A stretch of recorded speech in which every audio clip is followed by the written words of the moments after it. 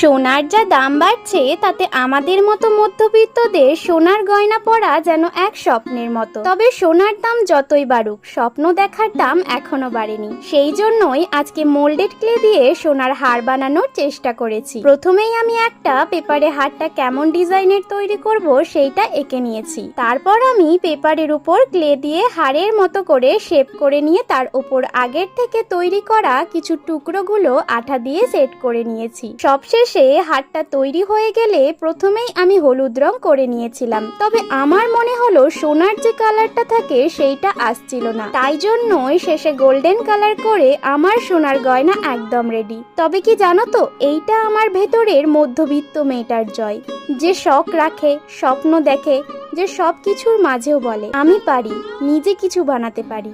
তাহলে আমার এই সোনার গয়নাটা তোমাদের কেমন লাগলো জানিও। আজকের জন্য টাটা।